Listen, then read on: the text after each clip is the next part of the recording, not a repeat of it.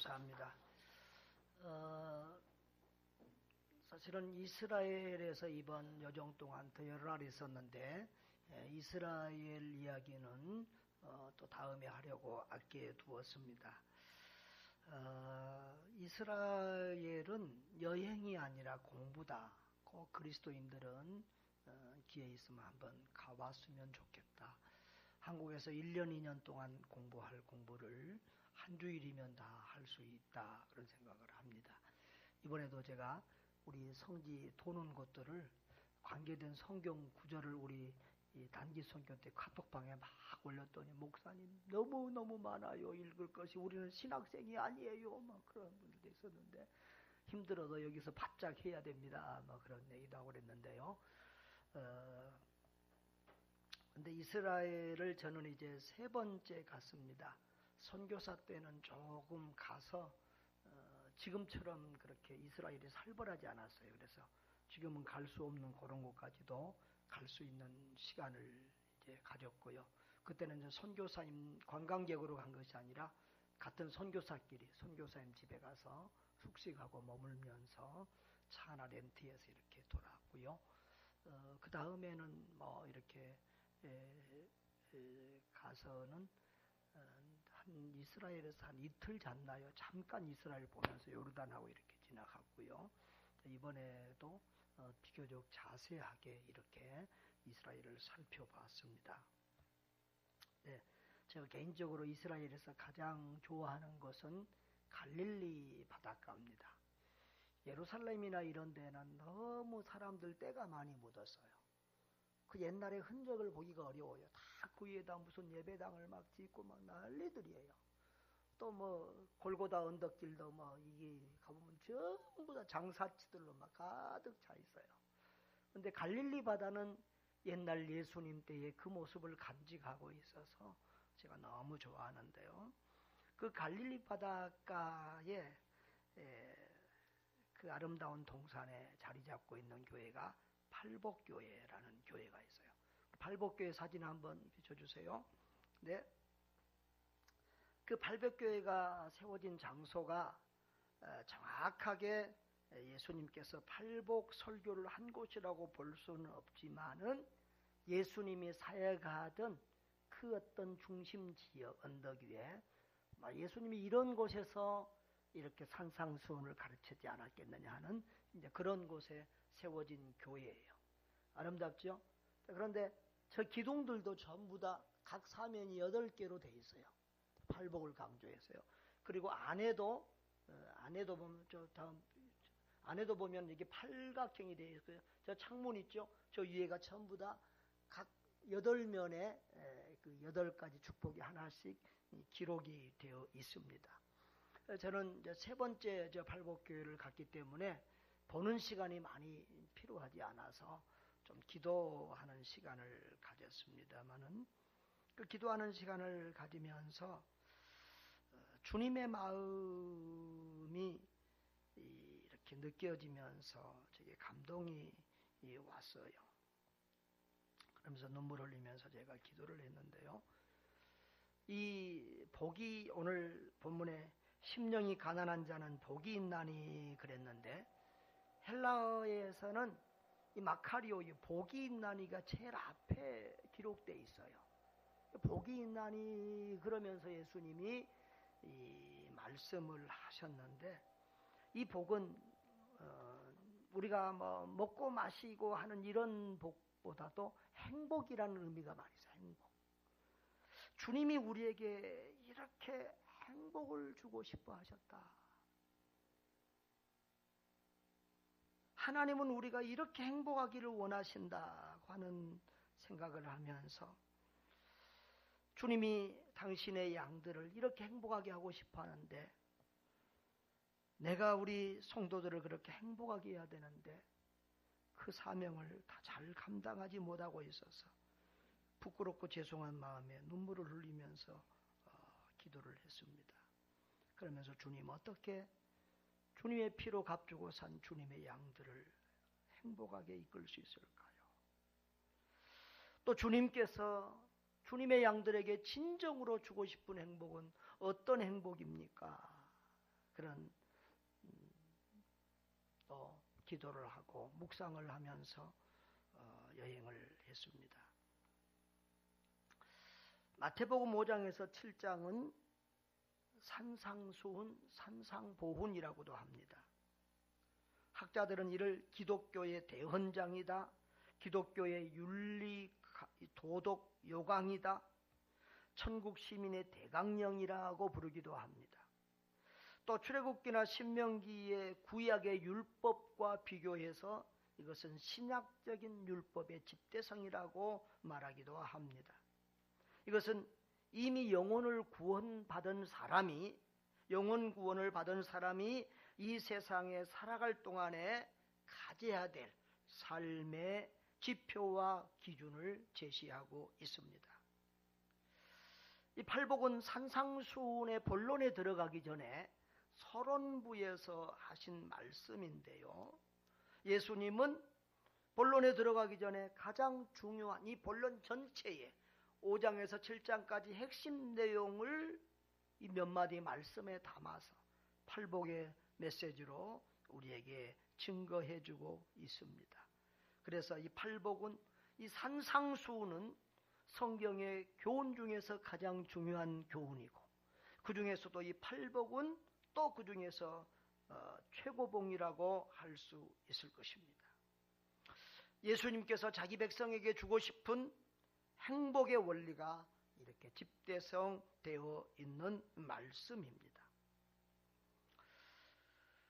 예수님은 이 산상수훈을 얘기하면서 이 산상수훈에서 선포하실 신약적 율법의 근본 정신을 요약해서 이렇게 정리해 주시고, 또 이를 지키는 사람에게는 이런 풍성한 복이 임할 것을 말씀하시면서 주님이 지금 앞으로 하실 이 팔복과 산상수훈을 기대감을 가지고 성도들에게 경청하도록 하고 있다는 것입니다. 여러분, 복이 있나니 하고 시작하면 성도들이 또 다 행복하기를 좋아하니까, 이런 사람은 행복하다 그렇게 시작하니까 더 관심을 가지고 잘 들을 거 아니겠어요? 그렇지요? 구약의 제사장들이나 또 바리새인들, 이런 사람들은 어떻게 하지요? 뭐 이건 해라 저건 하지 말아라 613가지 율법 조항을 가지고 그렇게 자꾸 사람을 구속하는 것 같은 그런 느낌을 주는데, 예수님은 복이 있나니 이렇게 시작하니까 얼마나 많은 사람들에게 어떤 관심을 불러일으켰겠습니까? 그런데 이 팔복의 구조를 보면, 이 팔복의 구조는 전반부와 후반부로 이렇게 다 조금 이렇게 규칙적으로 구조가 되어 있는데요. 자, 여기 보면 복이 있나니 마카리오이라는 말이 제일 먼저 헬라어 언어에는 나와요. 우리 말은 동사가 뒤에 가니, 이렇게 다른 게 뒤에 가니까, 수식어가 뒤에 가니까 복이 있나니가 뒤에 있는데, 헬라어에는 마카리오이 그렇게 돼서 복이 있나니 심령이 가난한 자는, 이런 순서로 돼 있어요. 그리고는 뒷부분에는 이제 왜 복이 있냐,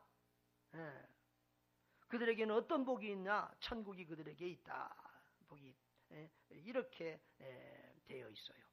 그 다음에 이것이 이제 팔복을 이렇게 살펴보면 쉽게 이해하기 어려운 역설적인 부분이 많아요. 세상에서는 가난한 자가 복이 있어요? 부자가 복이 있어요? 부자가 복이 있어요. 세상에서는 웃는 사람이 복이, 기뻐하는 사람이 복이 있는데, 여기는 애통하는 사람이 복이 있다고 그래요. 세상에서는 강한 자가 복이 있다고 그러는데, 여기서는 온유하고 연약한 자가 복이 있다고 말해요. 세상에서는 배부른 사람이 복이 있는데, 여기는 위에 줄이고 목마른 사람이 복이 있다고 그래요. 그래서 이 팔복에서 말하는 복은 세상의 복과는 좀 다른 역설적인 그런 내용을 담고 있다는 것입니다. 또 팔복의 이 내용들의 복의 내용들은 육적인 해부름과 어떤 그 세상에서 오는 만족의 행복이 아니라 마음에서 오는 행복, 영적인 행복, 그리고 천국의 내세적인 행복을 더 강조하고 있다는 것입니다. 그리고 우리가 또 여기서 특이하게 하나 볼 것은 우리 3절을 한번 보겠습니다. 3절, 심령이 가난한 자는 복이 있나니 천국이 그들의 것이며 그랬어요. 또 10절 한번 볼까요? 자, 3절은 첫째 복입니다. 그리고 10절은 마지막 8번째 복입니다. 10절 한번 읽어봅시다. 의를 위하여 박해를 받는 자는 복이 있나니 천국이 그들의 것임이라. 그러니까 첫 번째 복과 8번째 복의 내용이 어때요? 똑같아요. 다른 부분은 다 다른데, 다른 절은 다 다른데 이 첫 번째 복과 마지막 복이 똑같은 것을 볼 수 있습니다. 그래서 이 팔복의 시작도 천국이요 마지막도 천국이다. 그래서 이 팔복은 다른 복들도 있지만 많은 복들 중에서도 종말론적인 복, 천국의 축복이 강조되어 있다는 것입니다. 11절, 12절은 여기서 11절, 12절은 10절을 설명하기 위해서 오는 말인데 여기도 12절에 보면은 기뻐하고 즐거워하라 하늘에서 너희의 상이 큼이라 이렇게 하면서 하늘의 복을 강조하고 있다. 그래서 팔복은 우리가 이 땅에서 누리는 천국, 이 땅에서 누리는 행복을 얘기하기도 하지만 하늘의 천국을 이 땅의 행복보다 하늘 행복, 영원한 행복을 더 강조하고 있다는 사실을 기억하시기를 바랍니다. 자, 1절을 보시면은 예수님께서 무리를 보시고 산에 올라가 앉으시니 제자들이 나왔다 그랬습니다. 여기 갈릴리 해변 동산에 있는 곳이라고 그랬죠. 이렇게 예수님이 때로는 이렇게 산에서 설교하시기도 하시고 때로는 바다에서 배를 빌려서 이 해변가에 서 있는 사람에게 설교하기도 했어요. 왜 그렇게 했을까요? 왜 그렇게 했을까요? 그때는 이 마이크 앰프 시설이 안 돼 있으니까 바람이 부는 방향 따라서 바람이 산에서 아래로 불어가면 예수님이 산에 강단 삼아서 아래쪽에 앉은 제자들에게 말씀하시고 또 바다 쪽에서 바람이 불어가면 배에 서서 이렇게 바닷가에 있는 사람들에게 말씀을 증거하셨던 것입니다. 그런데 여기 2절을 보면 2절을 읽어볼까요? 입을 열어 가르쳐 이르시되. 입을 열어라는 말이 꼭 필요 있어요, 없어요? 다른 데서는 뭐 입을 열어서 가르쳤다, 입을 열어서 설교했다, 선포했다 이렇게 안 하는데 여기서 입을 열어라는 말을 특별하게 기록을 하고 있어요. 근데 구약 성경에 보면 이 기록에 보면은 아주 중요한 메시지를 선포할 때는 입을 열어 이런 표현들이 가끔 나와요. 근데 신약에서도 보면은 중요한 메시지를 선포할 때 입을 열어 가라사대 이런 식으로 표현이 되고 있다는 거예요. 그러니까 이 입을 열어라는 말씀이 쓰여 있을 때는 이것이 그냥 우발적으로 준비 없이 어떤 상황에서 자연스럽게 나오는 말씀이 아니라 이 말하는 사람의 신념과 굳은 의지를 드러내는 그런 중요한 말씀이라는 거예요. 그러니까 이 팔복의 말씀은 이 산상수훈의 말씀은 우리 예수님께서 마음을 다하여 강조하여 선포하신 말씀이라는 사실을 기억하시기를 바랍니다. 그래서 이 말씀, 이 천국복음을 삶의 원리로 삼아서 성숙한 그리스도인의 삶을 살고 세상 사람들이 누릴 수 없는 참된 행복을 누리라고 하는 말씀이라는 사실을 기억하시기를 바랍니다. 자, 우리 3절 다 같이 한번 읽어볼까요? 심령이 가난한 자는 복이 있나니 천국이 그들의 것이미요 그랬습니다. 여기 심령이 복이 있나니 아까 그랬죠. 복이 있나니 심령이 가난한 자는 그런 뜻이라고 그랬어요. 그런데 이 복은 우리가 아까 말했지만은 세상적인 이런 물질이나 건강 이런 복보다도 행복이라는 마카리오이는 행복이라는 의미가 더 많아요. 행복할지니 행복이 있나니 어떤 사람에게 행복이 있다고요? 심령이 가난한 자가 행복이 있다는 거예요. 그래서 여기 심령이라는 말은 푸뉴마라는 헬라어 단어인데요. 푸뉴마는 우리가 말하는 영, 스피릿, 영혼할 때 영을 얘기할 때, 스피릿을 얘기할 때가 있고요. 또 때로는 마음, 헐트를 이야기할 때가 있어요. 근데 8절에 보면 무슨 단어가 있어요? 마음이 청결한 자는 이라는 단어가 있는데 거기 마음에는 카르디아라는 단어가 있어요. 그러니까 일반적으로 이 마음이라는 말은 헬라어로 카르디아라는 단어를 사용했는데 여기서는 뭘 사용했다? 푸뉴마를 사용했어요. 그래서 영적인 것을 더 강조하고 있다는 거예요. 그래서 이것은 오히려 전인적, 인간의 내면적이고 본질적인 부분을 강조하고 있고 전인적인 면을 강조하고 있다는 것입니다. 그래서 우리가 보통 이것을 해석할 때는 내면적인 가난, 마음의 가난만을 이야기하고 있지만 또 한편에서는 어떤 물질적인 세상적인 가난도 포함하고 있는 것으로 보아야 된다라고 주장하는 학자들도 많이 있습니다. 여기 가난하다고 하는 말, 심령이 가난한 자는 그러는데 이 가난한 자는 푸토코이라는 말인데 이것은 보통 가난한 게 아니에요. 성경에서 궁핍함을 나타내는 단어로는 페네스라는 말이 고린도후서 9장 9절에 보면 있는데요. 바울이 궁핍함을 이렇게 복음을 전하면서 궁핍함 가운데 살았다고 하는 페네스라는 말을 사용했는데 여기서는 푸토코이라는 말을 사용했어요. 이것은 절대 빈곤의 상태를 나타내는 거예요. 자, 성경에 보면 두 군데서 이렇게 특히 볼 수 있는데요. 누가복음 16장에 보면 거지 나사로가 나와요. 이 거지 나사로는 의지할 사람도 없고 재산도 전혀 없어요. 거지 중에서도 무슨 거지? 왕거지, 상거지예요. 이때에 이 푸토코이라는 말이 사용이 되었어요. 그리고 마가복음에 보면은 한 과부가 마지막 남은 동전 2개, 2렙돈을 성전에 다 바쳐요. 이제 다 바치고 뭐 했어요? 그 여자는 재산이 뭐예요? 완전 제로, 빈털터리, 완전 빈털터리가 됐어요. 이런 상태의 사람에게 푸토코이라는 말을 썼어요.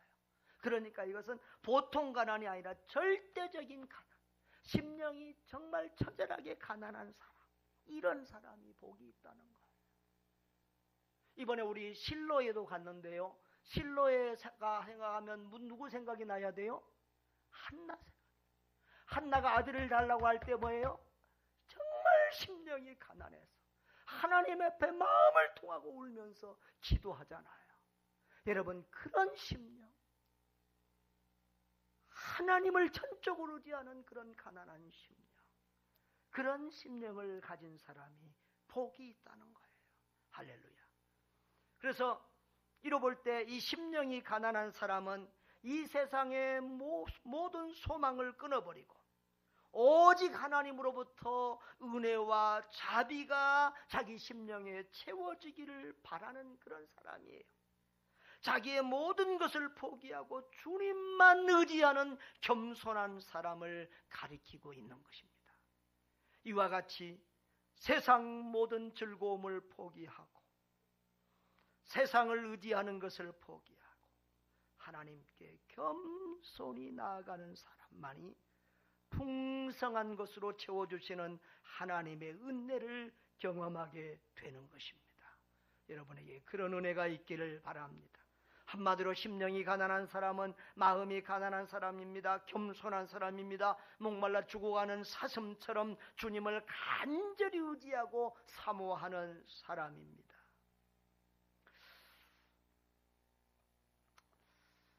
신앙의 연륜이 들어가고 나이가 들어가면서 제가 가장 제1의 영성으로 제가 생각하고 있는 부분이 겸손입니다.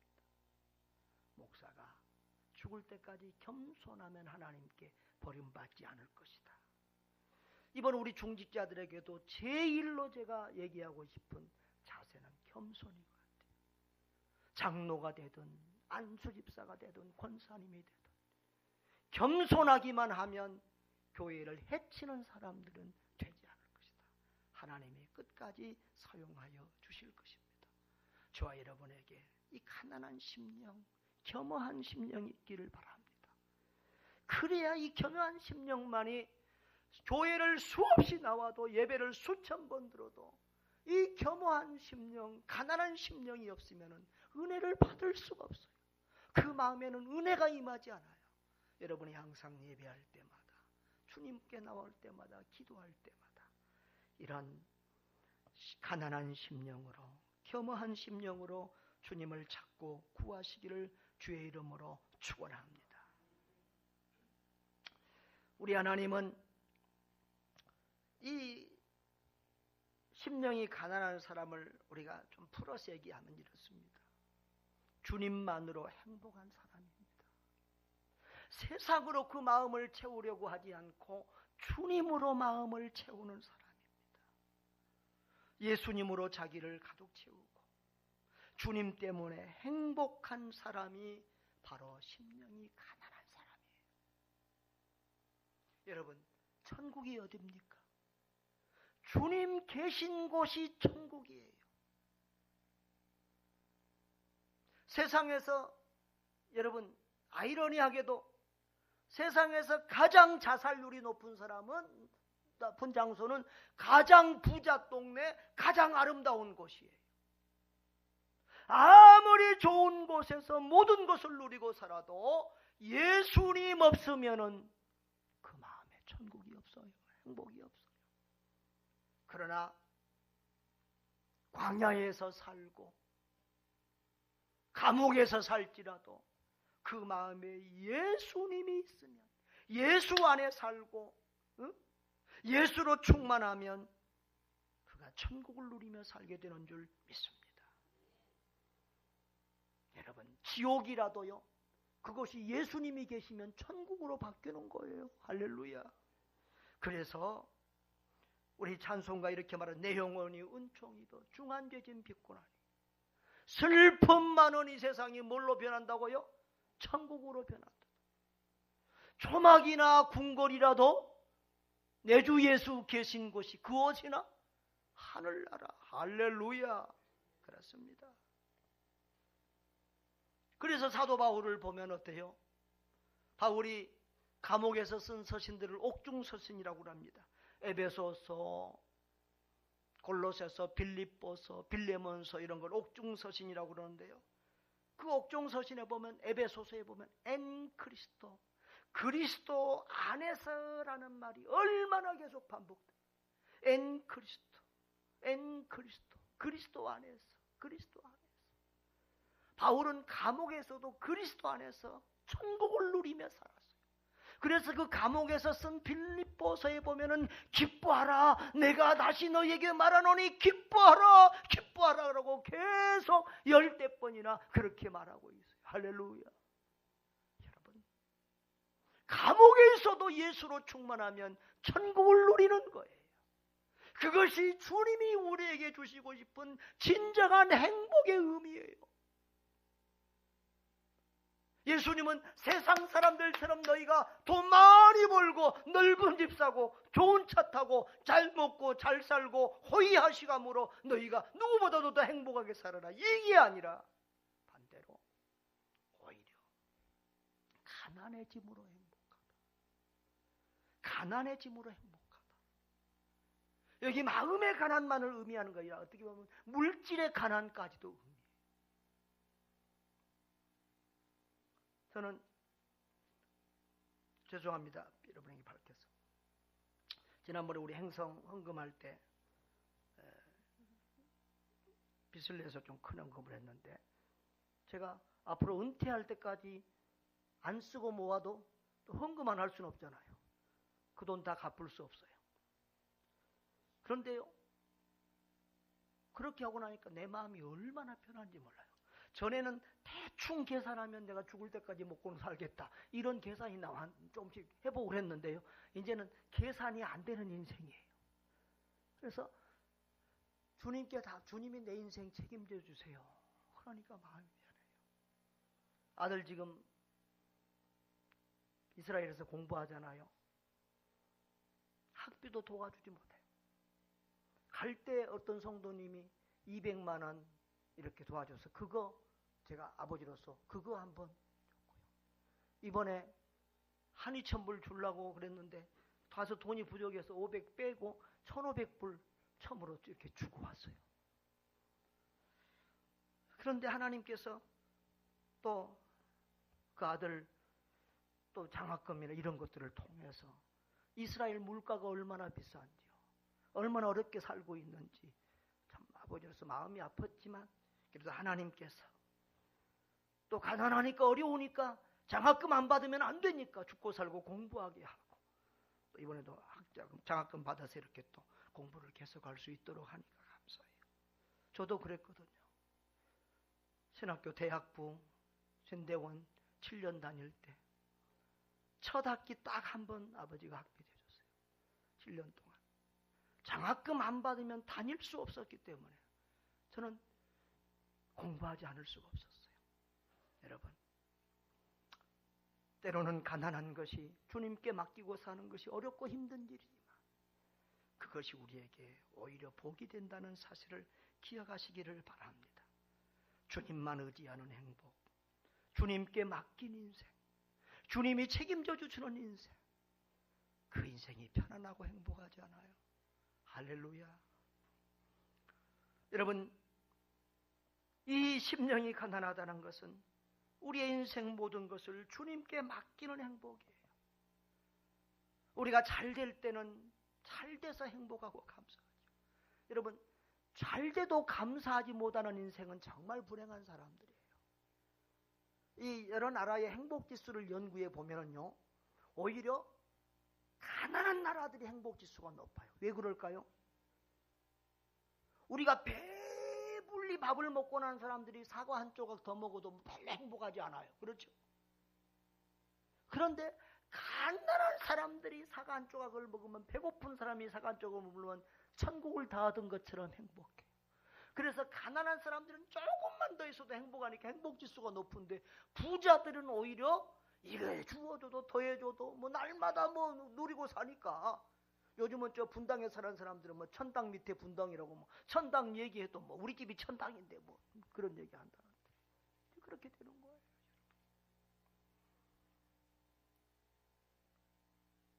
잘 되면 그 잘된 것이 내가 잘나서가 아니라 하나님이 주신 은혜인 줄로 알고 감사하고 행복해 하는 여러분 되시기를 바랍니다. 여러분이 뭐 돈이 잘 벌립니까? 뭐 잘 되는 것이 있습니까? 내가 아니라 하나님이 주신 은혜인 줄 깨닫는 은혜가 있기를 바랍니다. 그런 겸손이 있어야만 우리가 사람이 되고 참 그리스도인이 되는 거예요. 근데 안 될 때가 더 문제예요. 안 될 때 괴롭거든요. 여러분, 우리 일이 다 잘 되는 거 아니잖아요.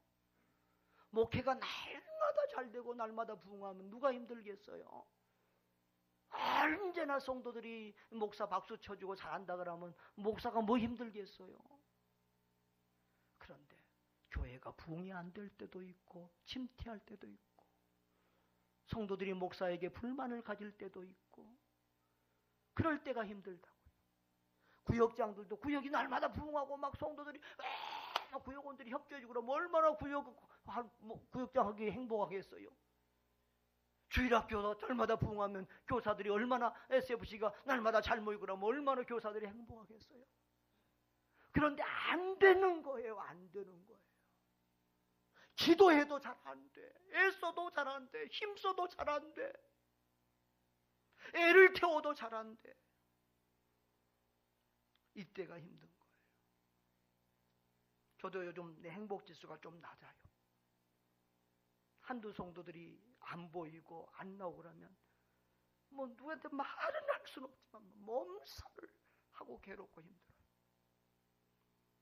성도들이 행복하지 않고 불평하는 모습들을 볼 때 너무 힘들어요. 그런데 저는 목회를 하면서 때로 그런 생각을 해요. 너무 평안한 날이 오래가면 내가 불안해요. 너무 평안한 날이 오래가면 내가 이래 되면 안 되는데 내가 교만해지고 내가 안일에 빠질까 봐서 은근히 하나님 이제는 좀 어려움도 주셔야 되지 않아요?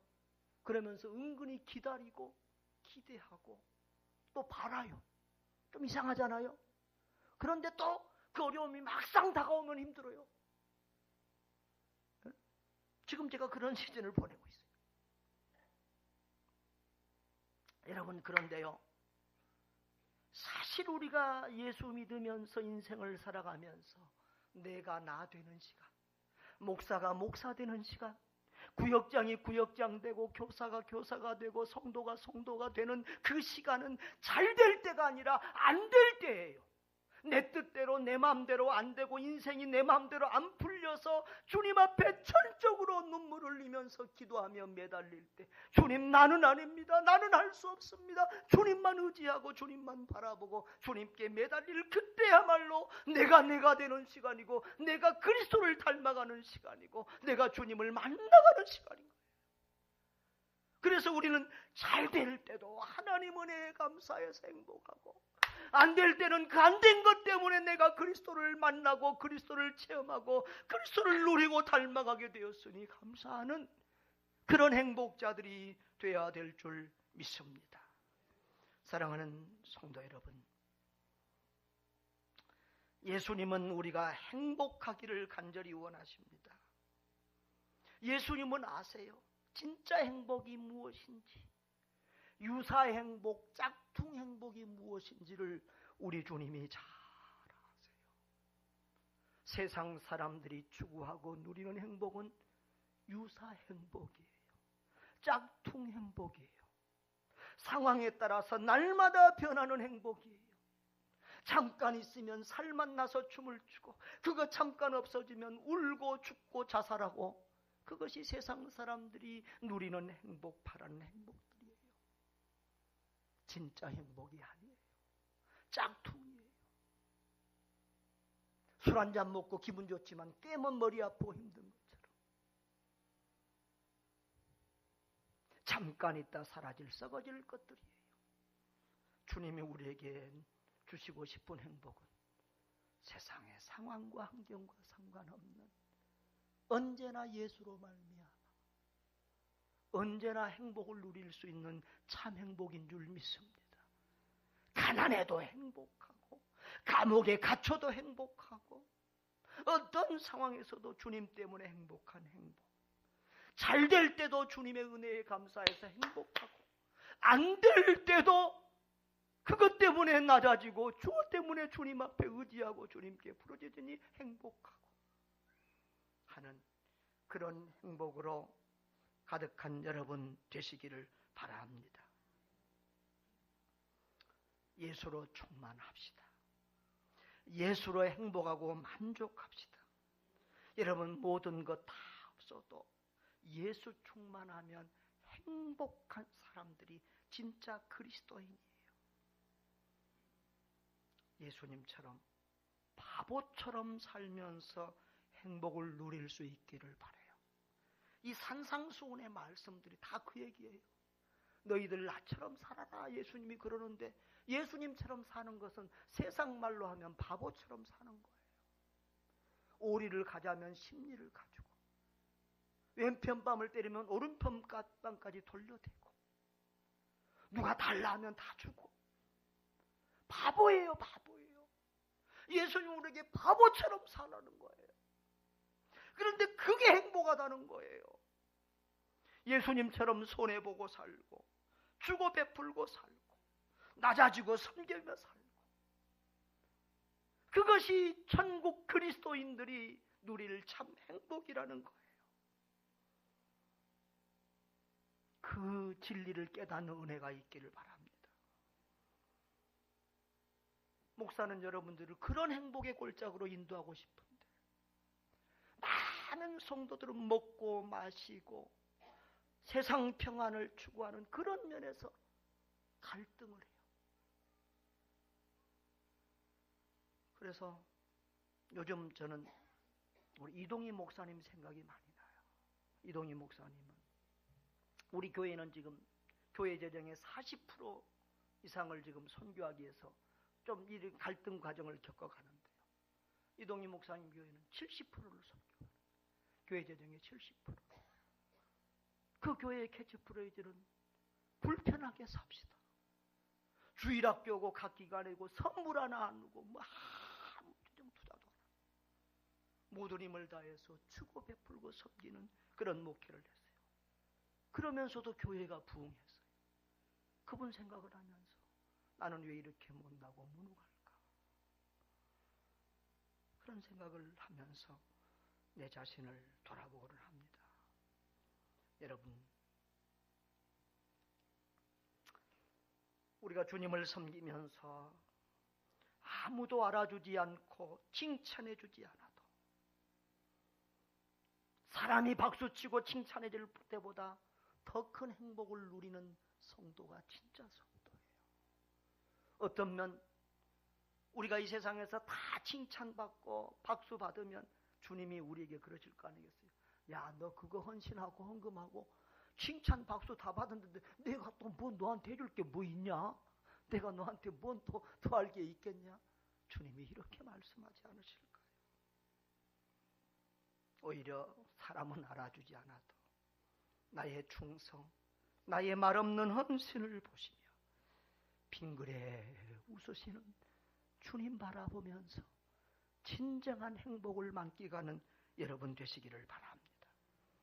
잘 될 때는 잘 되게 해주시는 주님 때문에 감사하고 행복하고, 가난하고 안 될 때는 주님 더욱 의지하고 겸손하게 하심으로 행복하는 여러분 되시기를 바랍니다. 주님 때문에 천국을 누리고 하늘에서는 영원하고 완전한 천국을 누리는 여러분 되시기를 주의 이름으로 축복합니다. 아멘. 우리 연금위원들 나오시고요. 우리 다 같이 한번 통성으로 기도하겠습니다. 이 세상 행복보다 하늘의 행복을 더 추구하는 사람이 되게 해 주옵소서. 주님이 주시고자 하는 참 행복을 누리고 그 행복을 나누는 사람들 되게 하여 주옵소서. 다 같이 한번 통성으로